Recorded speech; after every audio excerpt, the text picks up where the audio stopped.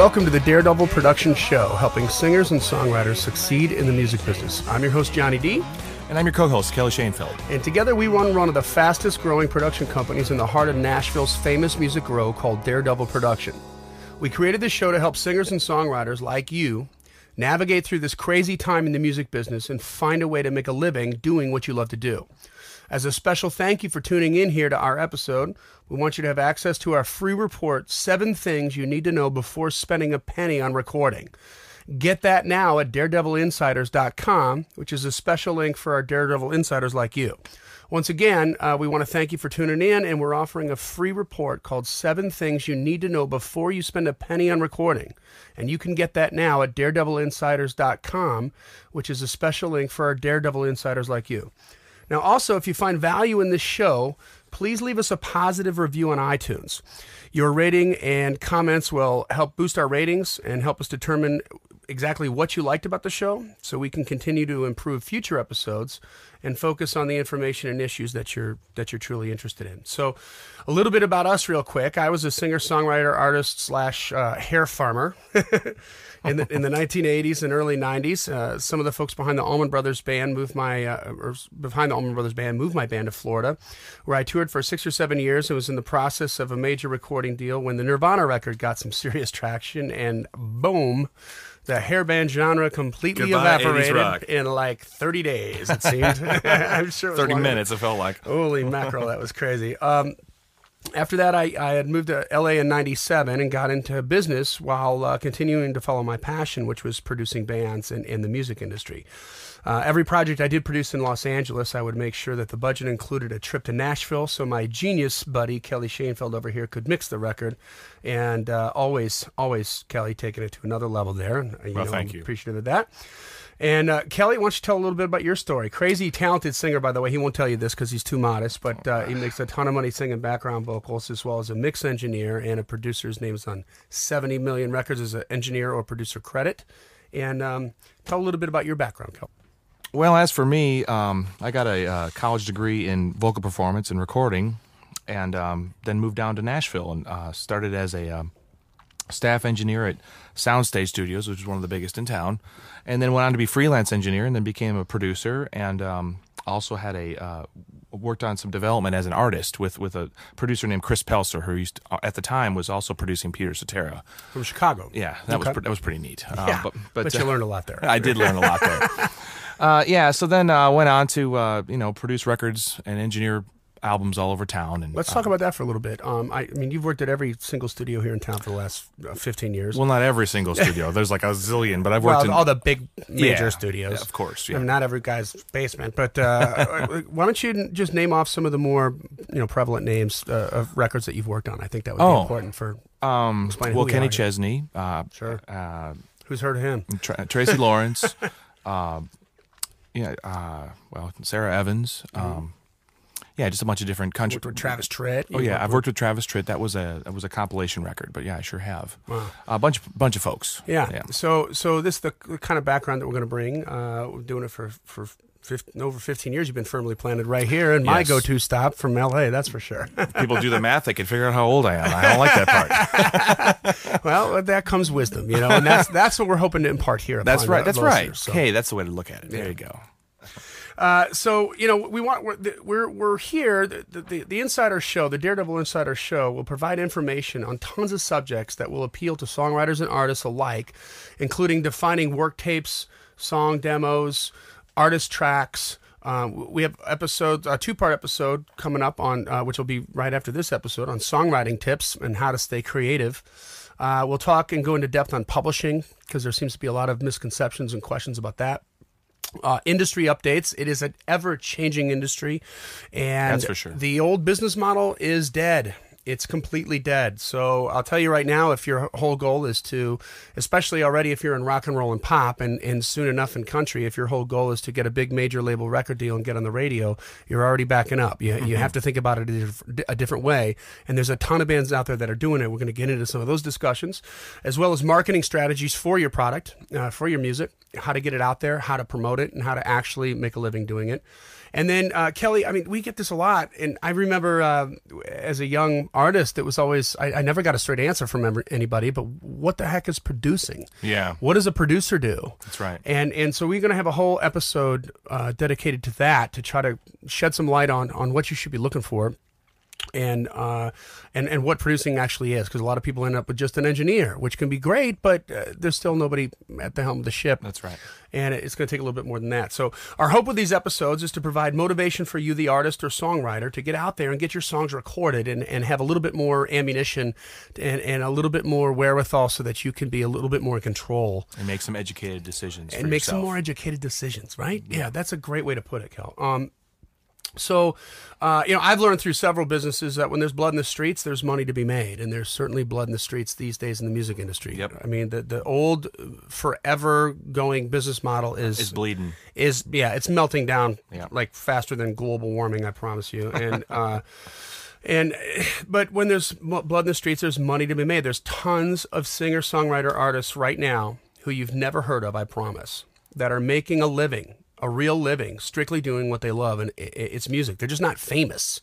So in a lot of places, if you haven't heard of them, then they're not making a living. But these are people who are making a real living. They own houses. They have mortgages. Right. They have kids. Right. They have a regular life, except it's a little crazy because they're artists and they certainly travel a lot, and they've got all the sort of trappings that come with that. But that's where we're at. And so on forthcoming episodes of Kelly and I Are Doing Our Job Right Here, we're going to be delivering motivation, inspiration on how to make this happen, some real strategic solutions, to writing songs, recording your music, producing, marketing your music, building a team around you, how to pick the team to get you from point A to point B, how to essentially make a living. Essentially make a living, which is what everybody wants. That's right. Yeah.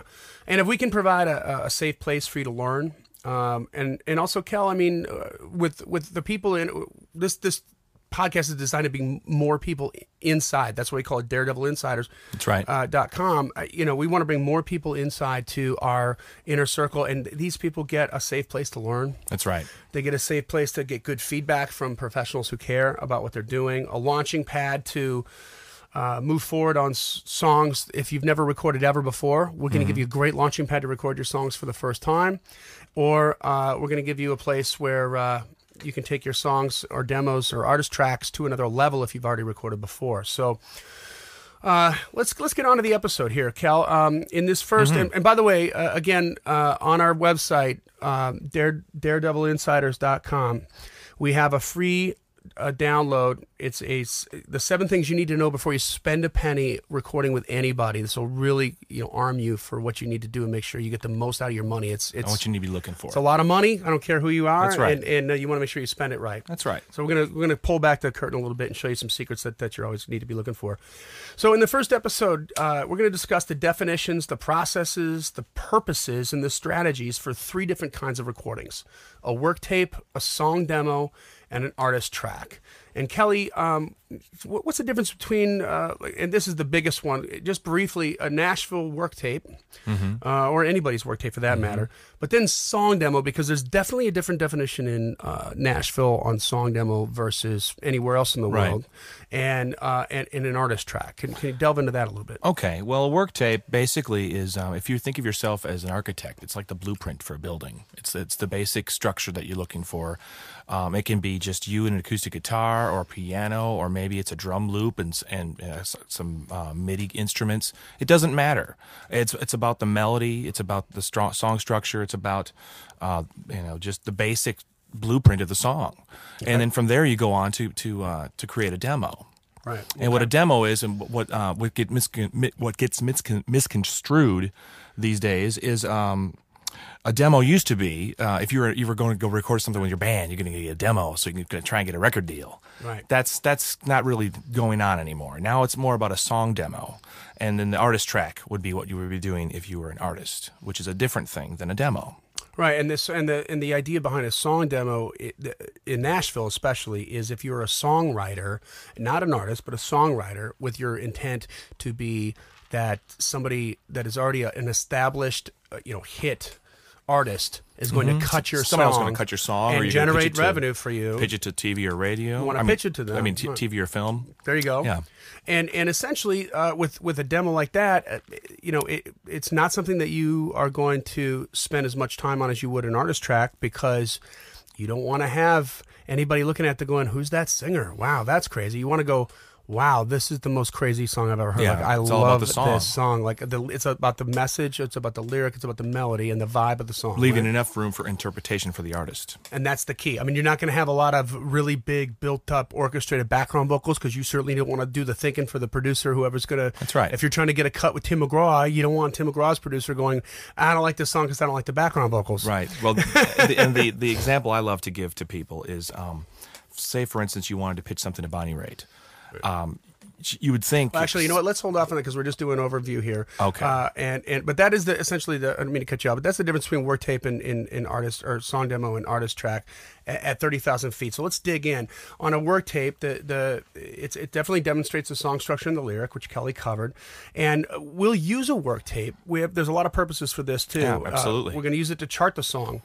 We're going to use it to key the song if it's a song demo work tape. Right. So you're going to send it to the band leader and or us, and you'd also send it to whoever's producing for you, and you'd also send it to whoever you're going to have sing the song, so they can key it. Right, because hey, man, maybe you sing it in A and you rock it in A, but if you're trying to do a song demo on a work, and you have a work tape for a song demo, you're going to want a professional singer to sing it. You might have a guy that's going to slay it, but he's going to tune it down a half step or up a half step. Or if you're, especially, what if you're a male writer and you're pitching for a female? Ooh, boom. There you go. So it's going to be keyed differently. So you're going to want to make sure that they know the structure of the song, and they can go through and then come back to whoever the producers are and tell them, "I need to key this up or down," and then they're going to make adjustments so that when you go in, you're productive while the clock is running and your money's coming out of your pocket. Yeah. You're taking the most advantage of it. And with an artist track now, we'll use a work tape. We'll have a ton of work tapes, because if we're doing a record project, we might have 20 or 30 different work tapes, and we're not only going through the songs and making sure the lyrics are where they need to be, making sure the melody's where it needs to be, and making the final tweaks on the song. Yeah, we might actually tweak the work tapes. We're tweaking the work tape to before, and also choosing. Right. What's going to make the record? That's right. Right. So that is really where the work tape, the purpose of it comes in. And quality wise, I mean, Cal, how many stories you got? It doesn't matter. It doesn't matter. It makes no difference. It's just a work tape. That's right. Don't trip out on that. Like you want to. We've had work tapes on song demos where somebody's just, God bless them, they're not a great singer. They're just kind of singing one tone into their iPhone, and they send it along, and we work with them to help craft a song. So without any instrumentation, sometimes that happens. So yep, that's right. So oftentimes I feel it's almost better for the work tapes, the less instrumentation, the better. Like try not to tart it up too much. I'd rather just hear an acoustic vocal. Don't make it too cloudy. That's right. Yeah. Then have put your own bass in and this in and that in. So. Now, onto the song demo. Once again, this is a specific in Nashville. A song demo is a demonstration for a song where you intend to shop it to an artist, to somebody else, and it has to be good. It has to sound great. It has to clearly communicate the vibe, and it has to rock. But man, if you have a song demo and you're pitching it to Tim McGraw or Kenny Chesney or somebody like that, and the first thing they say is, "Wow, who's that singer? That is awesome," because it just is so artistically amazing, then you've already taken them out of the track, and they're already starting to compare themselves to the singer, and you've lost the purpose of what that demo's for. Exactly right. That's exactly right. And you said it needs to be open for interpretation. I think that's the key. Now the other thing is genre specific. And this happens a lot, where somebody comes in with maybe an indie rock kind of a song that they want to pitch to somebody, or maybe they come in with an R&B song that they want to pitch to somebody, and you just want to make sure that before you're recording a song demo, you honor the genre, and that you're getting the right people to deliver. That's right. And so remember that, and then it's all about using pros. You want to get with the right people. Certainly, you can't swing a dead cat around town in Nashville without hitting 1,000 recording studios that are oftentimes more than capable of doing what you need to do. But as anything else, and we cover this more in depth in other episodes, and certainly in our 7 things to do before you spend money on recording, the more knowledgeable you are in really understanding what it is you need, then the easier it is Exactly. To get your professionals to do what you need them to do for you. And, Kelly, you and I discussed this even when it comes, think about it in a different way, when it comes to working with your accountant or your lawyer and stuff like that. These guys are geniuses. I mean, we have great lawyers. We have great accountants around us. We know these people are great. That's why they're on our team. But it is very often that we get in where they're just not, they don't have the frame of reference that we have. So I have to clearly communicate to them. What I need. This is what I need, and I need you to execute this. And then once they get it, because I can intelligently explain it, then they're going to slay it, But if you're not delivering that to your producer or whoever's going to be, doing this song demo for you, then you're going to run into some pitfalls, Some miscommunication. Yeah, so song demos here. Let's talk about some pitfalls that we've heard, Kel. A lot of times, especially it happens a lot here in Nashville, but also in smaller towns where you don't have the huge amount of musician musician pool.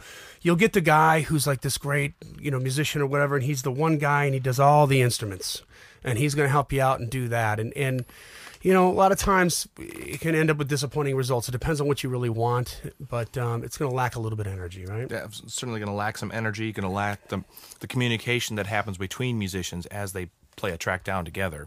Yeah. It's a pretty amazing thing when that happens, and if you see it once, you could understand better. It's something hard to explain, but you lose a little something when the same guy plays all the instruments and he goes down instrument by instrument. There's very few people that can pull that off and make it work. That's right. And I could probably name them on one hand if I had to. At least Prince is a guy that could do that. Yeah, well, Prince is a guy that can do that, but he still brings in bands. You know what I mean? For a very specific reason. So think about that. Yeah. It's important. There's a different vibe that happens. And the other thing is that there's a lot of different places that you can go spend money on recording demos where you're going to have it's going to be an online kind of a thing where nobody's in the room together. That's right. And again, it's kind of the same thing that can end up happening. It can get a little dicey, so be careful because if you should explain that better, John. What he means is. So the drummer's he'll record the drums. Okay, now he's going to send it over to the bass player. Now the bass player, let's just say everybody slays it. Yeah, let's just say they're all great musicians. Are awesome, this happens a lot in L.A. and New York, less in Nashville because we're very blessed here to have a lot of places that people can come to work. But in some of the bigger cities, with lots of great players, but so you get the drum track, but he's not queuing off what the bass player is doing because now it's going to the bass player, and he's not queuing off what the guitar player is doing because now it goes to the guitar player. So everybody just kind of like has to do what they have to do, and you lose a lot of that cool magic that happens when everybody is in the same room. That's right. So one of the things you're going to want to be thinking about too is how's it exactly going to be recorded with that demo, and that helps because certainly you could have a great song and I mean a good song is a good song, but if it's lacking in energy and kind of vibiness because there's nobody there. By the way, how do you make an audible call there?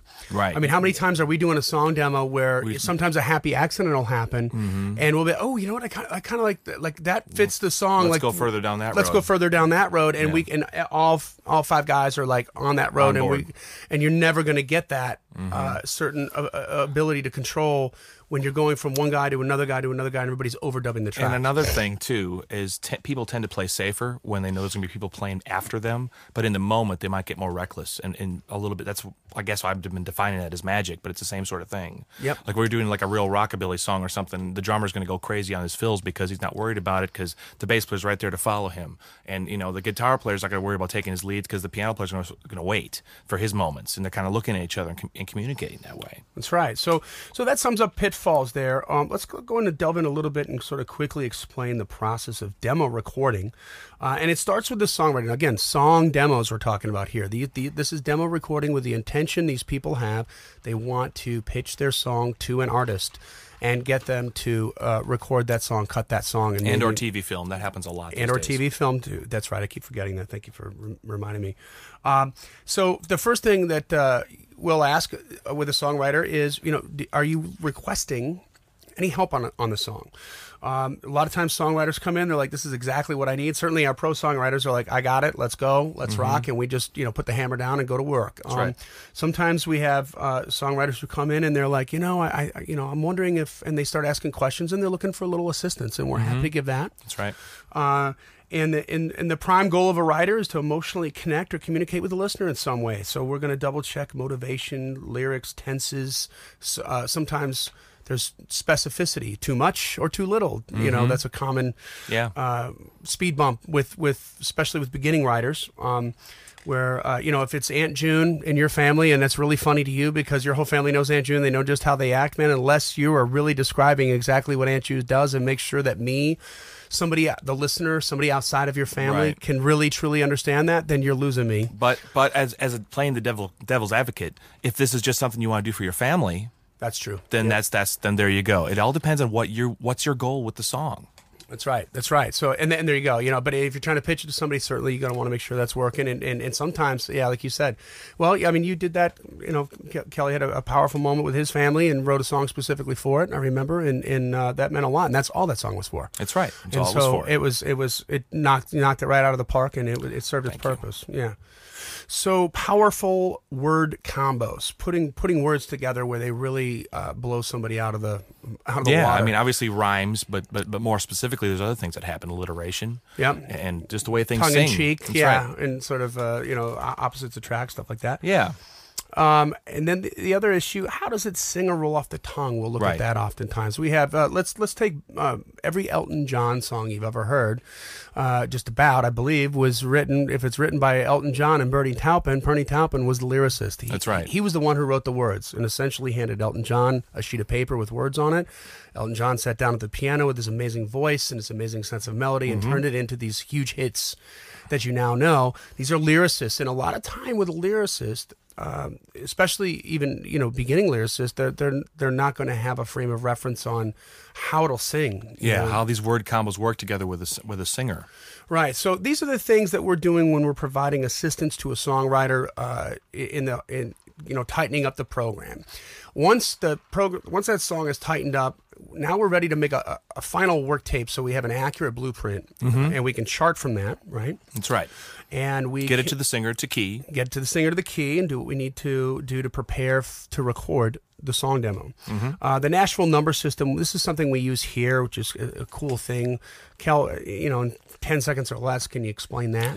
Well, basically, how most people have seen sheet music before, and it's a very basic, like a sheet music would be like, okay, the song's in A minor, so A minor is the first note of the song or whatever. Well, what the national number system does is it turns those into numbers. So if you're in say A major, the A chord is the 1. Right. And 1 4 5 is the normal progression for a lot of songs. And what happens, the reason it's so handy is in the moment, let's say the singer comes in and goes, especially if you're in an artist situation or maybe you're the singer and for whatever reason you need to try a different key. You get in, you know what, I think this is going to be a little too high for me. Can we take it down a half step? And boom, you don't have to transpose. You don't have to rewrite the chart. You just take everybody, all right, now we're in a new key. And everybody does all their figures down a half step on the neck. And, that's right. And bada boom, bada bang. That's right. Yep. Right. Now we're in A flat. It's a genius way to do it. And it's extremely efficient. That's the big key. It is. It is. So what happens, at this point, we have the chart ready. We have we have an accurate work tape. And now we're going to begin the recording session. And the band will come into the room, listen to the work tape, read the chart as they're listening down, make any changes that need to happen, call out, hey, what if we try this? What if we try that? I think, the way that this is being sung, maybe this note here should be, instead of a 1/7 should be a 1 or a little straighter. That's right.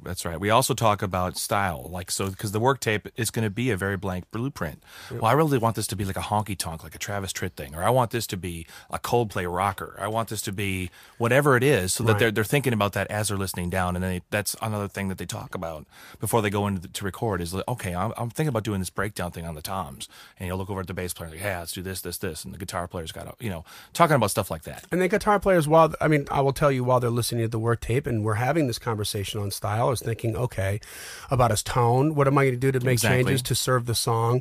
The drummer's thinking about, okay, so arrangement-wise, I need to be doing this and not this to serve the song. And everybody's sort of making those decisions while we're listening to it. And then in Nashville, we just are blessed with the greatest players. Yeah. And these guys, we're biased, but they're pretty darn great.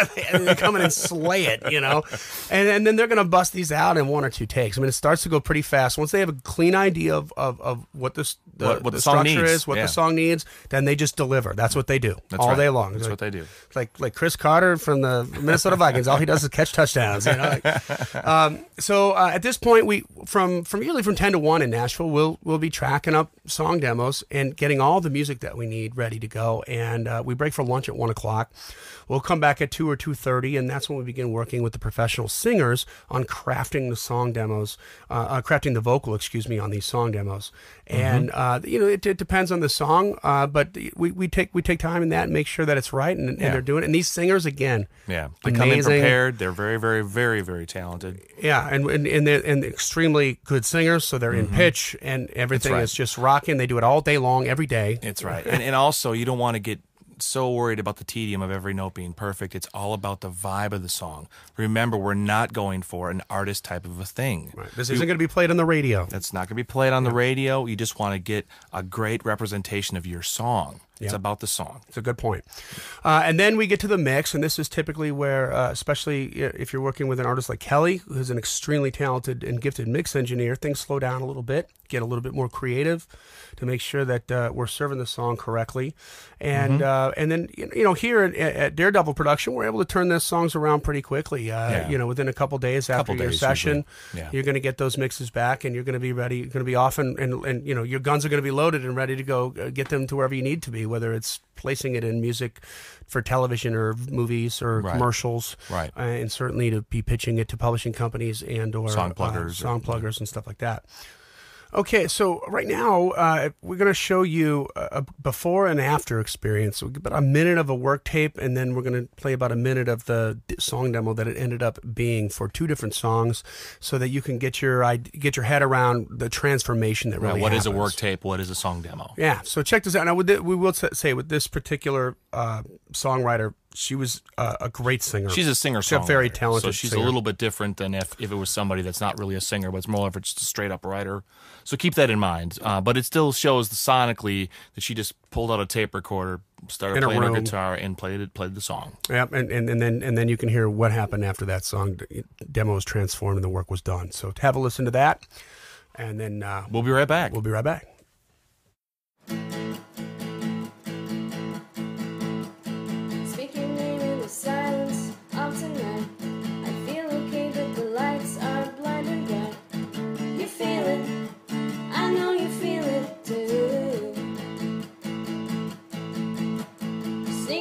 Like an uninvited guest, you scar my face, put my feelings to the test. You know it, you know I like tough love. But when you break me down, oh, I'm not really ready to begin.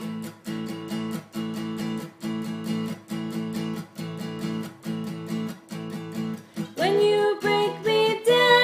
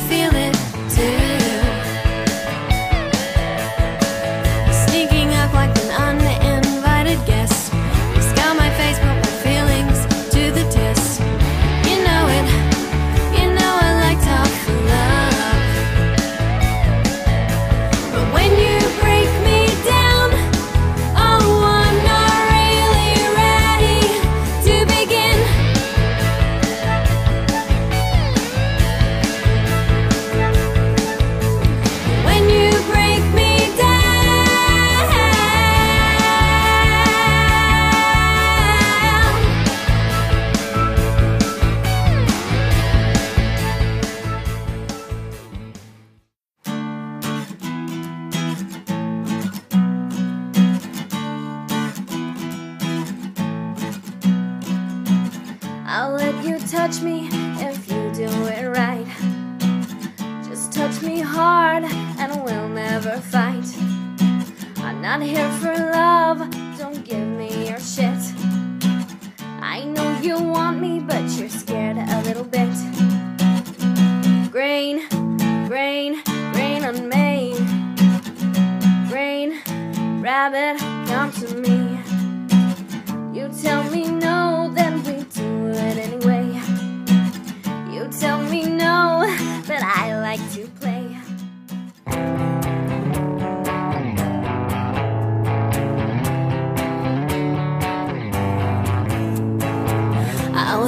touch me if you do it right. Just touch me hard and we'll never fight.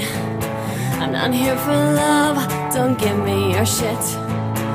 I know you want me, but you're scared a little bit. Rain, rain, rain on me. Rain, rabbit, come to me.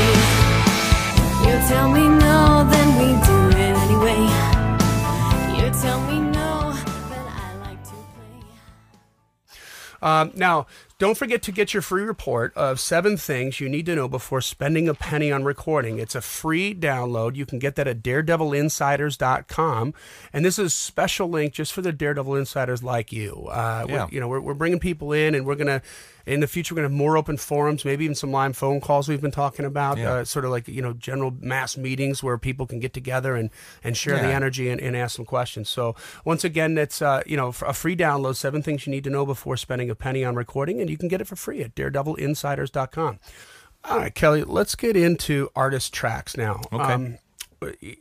This has become, because you mentioned this before, like you and I, we grew up in Wisconsin, and we both had bands growing up. And like you said, back in the day, man, it was an artist demo. It was an artist demo. Like you'd go and do a demo, and then you got to shop that to a record label because it cost $250,000 back then to make a record. And so you take out your 4-track machine and go. You and the boys go into the garage and come on, let's make this record. That's right. That's right. Now today, and we'll get into more about why this is in future episodes when we get into the industry updates. But there is no need for anybody to make an artist demo anymore. That's right. There's not. It's so inexpensive to record nowadays.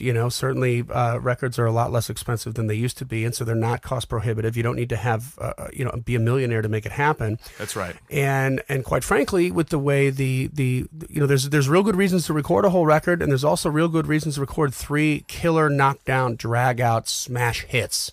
And if you're an artist and proceed that way, and spend the money that you have that you would have spent on the rest of the record on promoting the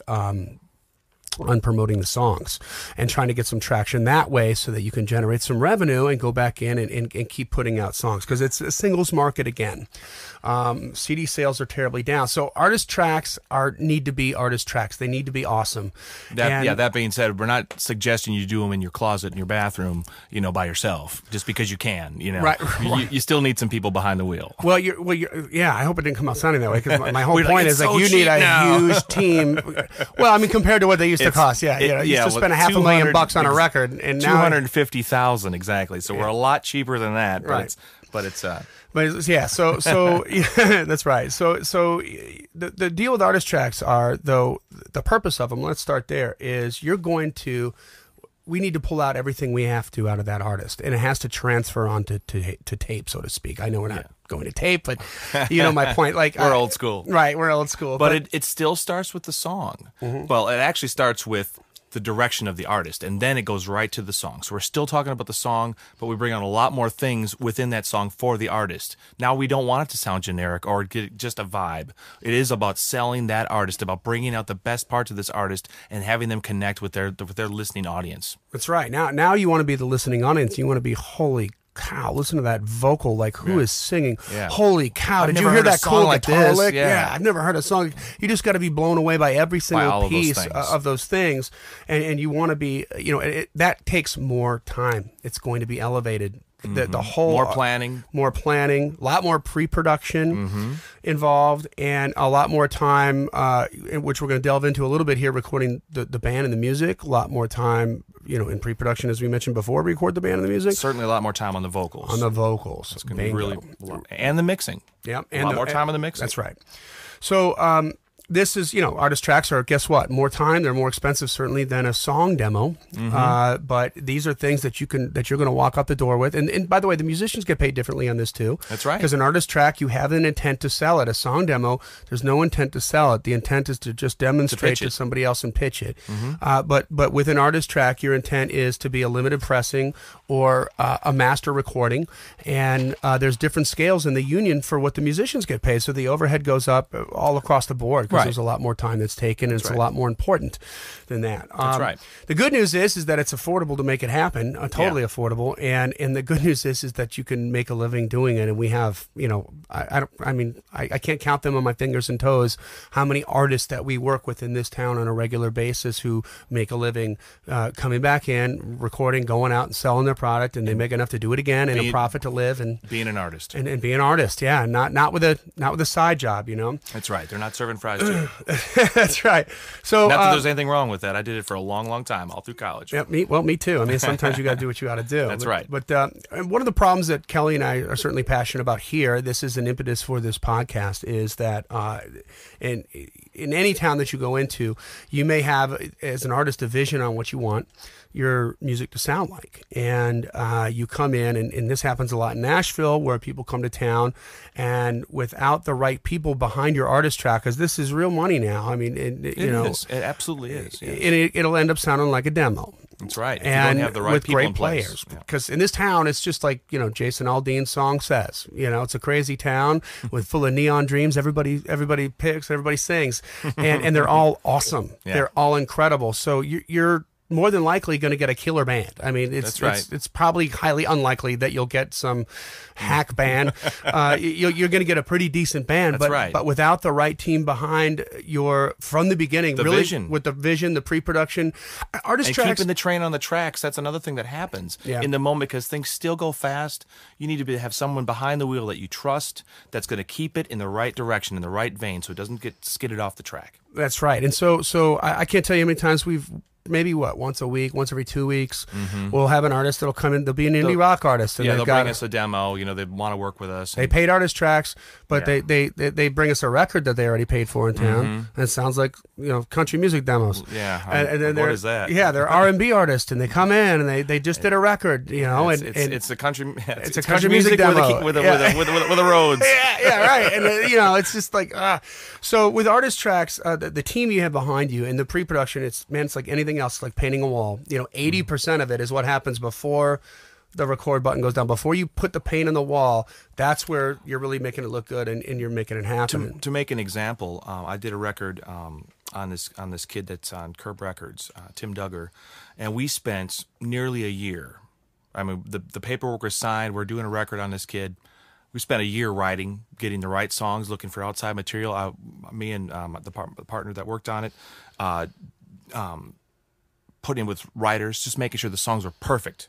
A lot of pre-production, a lot of pre-planning, all of that just to make it sound great, to make sure we're on the right track with the right vision for the whole album and a per song vision. Yeah. Now, did you hear that? I mean, that's the key right there. So these guys right now got a deposit on the full record that they're going to do for this artist.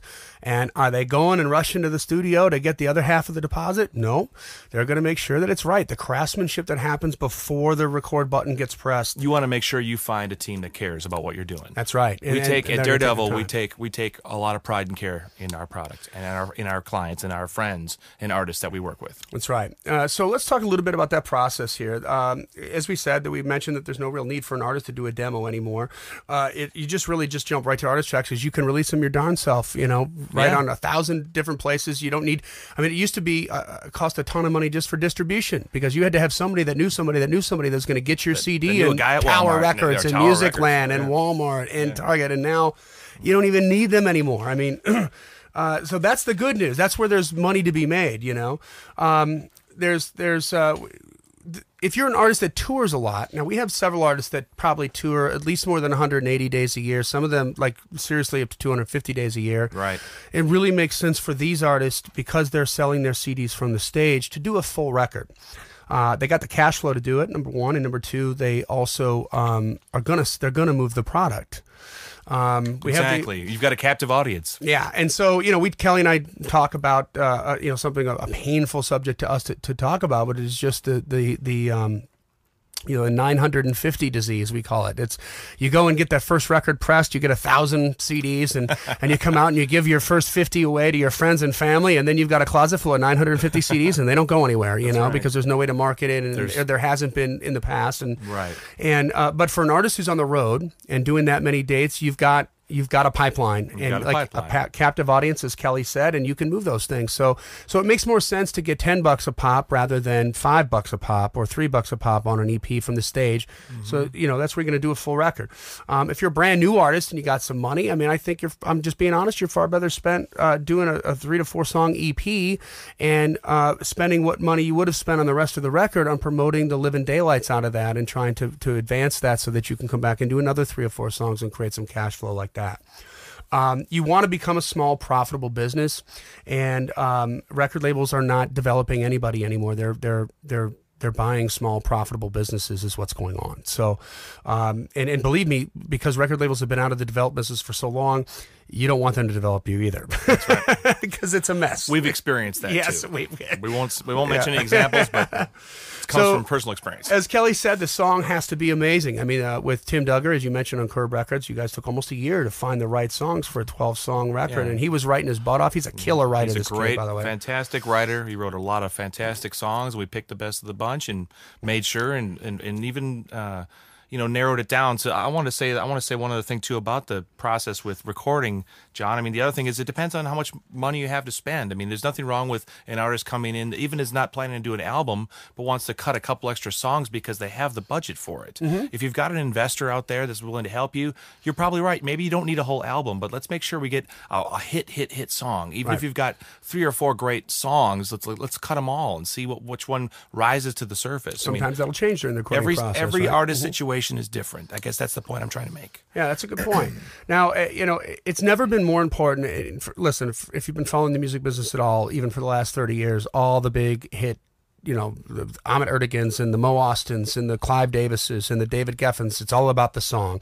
This is nothing new to anybody. Nobody. But now it's more important than ever before because, and I'm gonna not. I could talk about this for like a whole hour, so I'm just gonna be really brief on this. And we probably will. No, we're not. But listen, terrestrial radio is now on its downfall. It's falling apart because people have choices. Think about what happened to network news when cable came in. Network news, there was 3 channels, and those 3 anchor people were gods in this country because they were the Walter 3 people Cronkite. that people listened to their music. And now you probably can't even name half the anchor people because there's 50 channels and they've all got news. You've got choices. You've got choices. And so guess what? They lose market share. They're not as powerful as they were before. And that same thing's happening with terrestrial radio. So before, when you lived in Nashville, Tennessee, 30 years ago, 25 years ago, 15 years ago, you didn't have choices. So whatever was being played on the radio, if you were in your car driving to work, that's what you're listening to. It was just genre specific, but it was the same 20 songs, on regular rotation. It's really more like, I think, 150 over the course of a 24-hour period. But then they bumped up to jack format now, which is like an iPod thing, which they're playing to rotating like 1,000 songs. So there's a little bit more variety on a jack or the Doug or the Hank format where they get rid of the DJs and they're doing that. But the bottom line is somebody's deciding what you're playing, and people are still sick of that.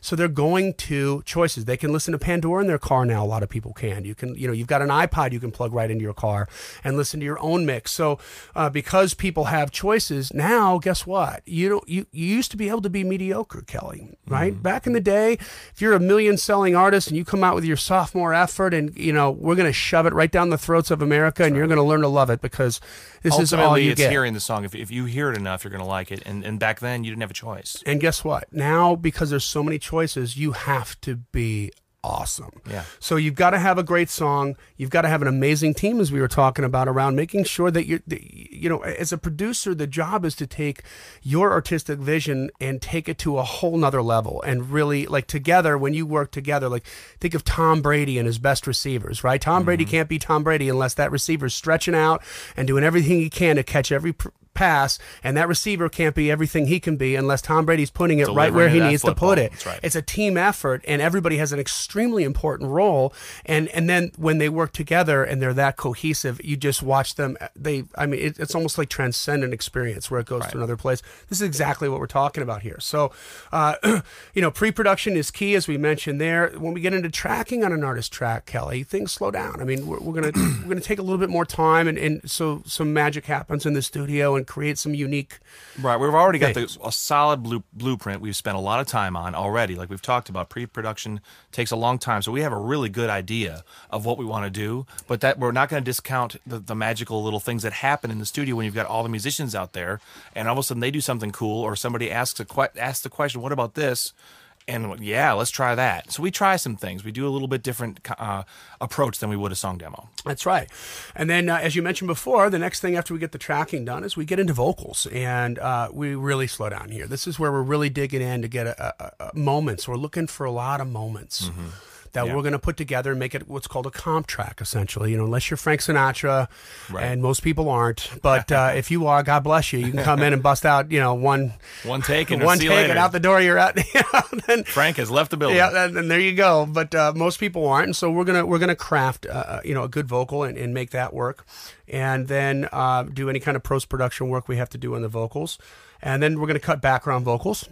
And this is where certainly there's some production involved as well, because now we're doing an artist. We're actually creating the track. So we're going to we're going to go try a bunch of different background vocal experiments and layers and stuff. Depends on the artist. Right. And the song, of course. But but certainly we would take liberties that you wouldn't take on a song demo. No, of course. So again, a lot more work, same thing more with time and effort. Exactly. And same thing with now we're towards the end of the project. There might be a color instrument that needs to be on there. We call somebody up that we need to have something on this. We need to have a harmonica on this track, or we need to have who knows, whatever. We need bagpipes on this one because it's really cool. It's a Celtic feel in the beginning. We need bagpipes. We would do it. That's our job as producers, and you should look for that with whoever you work with. That's right. And then the next step is all the tracks are done, so then it's mixing again. Right. And I will tell you, this is an art form in and of itself. There are guys who make a million, like 7-figure incomes just mixing songs. That's right. In pop, rock, and the country world, and because it's just so absolutely crucial to what happens. I mean, listen to the stories on how many people tried to mix the Appetite for Destruction record for Guns N' Roses. I mean, they went through 3 or 4 people, and they were all awesome until they got to the right team, and that was the mix. And guess what? Yeah. Who's going to deny that? 40 million records later or whatever. So, but this is again where we take a lot more time on an artist track. We'll go back and revisit over the course of days, get it tweaked, come back, listen again, tweak it again, and just really perfect it and get it to where it's like a painting, awesome. Like a canvas. Yeah. Like you don't just sit down and just paint it. You start out with a vision and then you work on it. It's a work in progress till it's done. There you go. So after that, once it's done, then at that point, it's going to leave your engineer and producer's hands, typically, the project, and you're going to go to mastering. And Kelly, I mean, in a nutshell, what would you describe mastering as? Well, for me, mastering is just another set of ears on a project that I trust, set of ears-wise, that I trust on my project, to just kind of make sure that I'm in the right zone if there's anything that I've missed. Because, being an artist myself, I'm not just a technician. I really get into a song and the heart and soul of it, and the performance and the track and everything that happens. So that's part of it for me personally. But also what a mastering engineer does is they clean it up a little bit. They bring the level up to right to zero or close to zero, although that trend is changing, and we'll get into that later in later episodes as far as the updates is concerned. But and also just if it's a record project, to make sure the songs are sequenced right, so the spacing's correct between songs, the levels make sense if you're coming out of a ballad into an up-tempo, stuff like that. Sure, and they're also uploading the ISRC codes and the digital information that allows for digital distribution and tracking of the songs, information like that. But, really when a song comes back and it's mastered, there's some EQing and compression that's involved as well that really it's the final sort of sheen. Just the final sheen. That goes over it, and there are guys for decades who have made their living just mastering. It's another art form, and these guys are going to be listening through like probably $100,000 worth of gear, and half of that'll be the speakers. I mean, and the other thing that's changed so much. We'll get more. I'm getting ahead of myself on episodes, but I mean, nowadays with technology, you can get a song so much closer in the mix room than you used to be able to. True. But the mastering process is still very necessary. It's just changed a little bit over the years. Right. So, well, listen,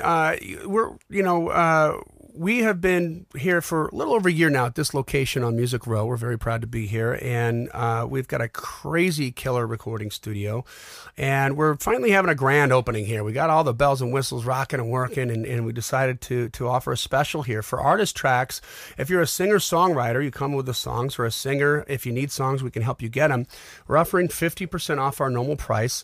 For more information, you can go to daredevilinsiders.com, give us your email address and your name, and we'll give you the 50% discount. You'll qualify for that because you'll be in our, you'll be on our radar screen at that point, digitally speaking. And you'll also get, again, the free download of 7 things you need to know before spending a penny on recording with anybody, whether it's us or anybody else. And this is informative information that's designed to help you get your proverbial ducks in a row before you spend the money, and to be as prepared as you can possibly be, and to give you as much control and so you can make educated decisions, like you said at the beginning, Kelly. I think that's really the best way to put it. And once again, this is one of many episodes to come, so look for our next podcast. The next one's coming up immediately will be Songwriting Tips, Part 1 and Part 2. We'll be delving into different ways to be creative as a songwriter, because Kelly and I are both songwriters as well, and also how to different tricks that we use as producers that are quite effective in creating last-minute creativity and under-pressure kind of stuff for our artists that we work with to get the very most out of them. Yeah. So some industry secrets there. We'll be having an episode on publishing. That seems to be a lot of questions about publishing and what happens these days with publishing. Where does the money come from? How's it distributed? What does it mean? It gets confusing, and we're going to delve into that and clarify some of that. Industry updates, and this is going to be a big episode because there's so much changing. It's a brave new world out there. Goodness gracious. Marketing strategies. How is it that you can make money selling your music? Get to that point. We're going to delve into that in an episode. These are all free downloads. And then again, what is producing? We're going to tackle that because there's a lot of people, I don't think they really understand what it is. And man, it is hard as heck to explain. We're going to do our best to do it. It's hard to define. We're going to give you a before and after to really show you what that means in that episode. And so that you can really kind of get your head around how important it is to have a producer. And think about this, because you want to make sure that you have a producer. Why is it that U2 goes back in and does a new record and uses a producer? Why is it that Tim McGraw still uses a producer? I mean, he's done how many records? He's got 32 #1 hits. You think he knows his way around a recording studio and what he needs to do? He knows exactly what's going on. He's a student of the game, I promise you. He's smart, but he knows, like, he just needs that sounding board. There's that outside voice that keeps the whole train on the track, so you can just be an artist. And that's important. So thanks for joining Kelly and myself, Johnny D, at Daredevil Production Show, helping singers and songwriters succeed in the music business. This wraps up our episode for today. The next episode, as I said, will be Songwriting Tips Part 1 and then Part 2. Please visit the daredevilinsiders.com web address to download your free report entitled 7 Things You Need to Know Before Spending a Penny on Recording. And if you found value in this, let us know in this podcast. And you can help us by giving us a positive review on iTunes, and let us know exactly what you liked about it as well. Be specific. This is going to help us continue to improve. Yeah. And also to provide the material that you're really looking for, that you really want to hear, So this is Johnny D and Kelly Schoenfeld saying goodbye for now. Thanks very much. Yeah, it's a hard way to make an easy living. Yeah, it's a hard way to make an easy living.